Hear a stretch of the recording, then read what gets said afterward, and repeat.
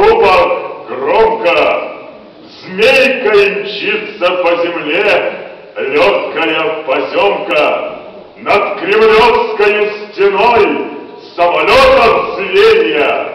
Слава армии родной, день ее рождения.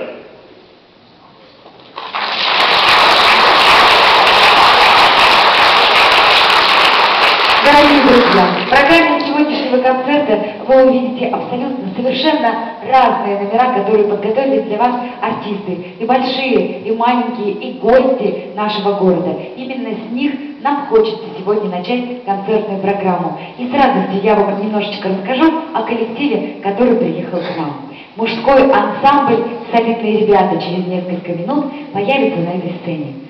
Ансамбль занимается при народном хоре «Родные напевы» районного дома культуры «Дружба» с 2004 года Болезинского района. С 2005 года ансамбль принимает активное участие в фестивале «Мужское певческое братство».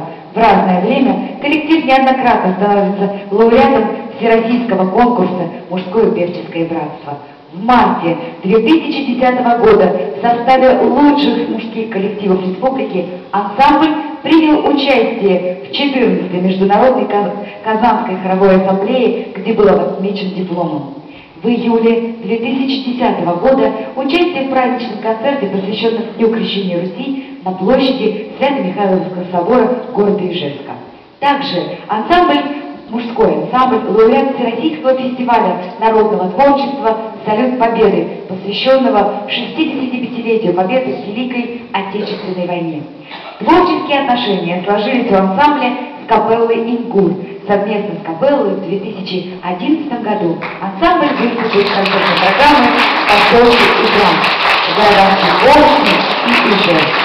В 2012 году коллектив становится лауреатом первой степени открытого республиканского фестиваля конкурса удмуртской культуры имени Тракая Борисова. И вот они, солидные ребята. Руководитель Люция Наговицына, концертмейстер Иван Стебеньков. Музыка завороженных, куплеты солидных ребят.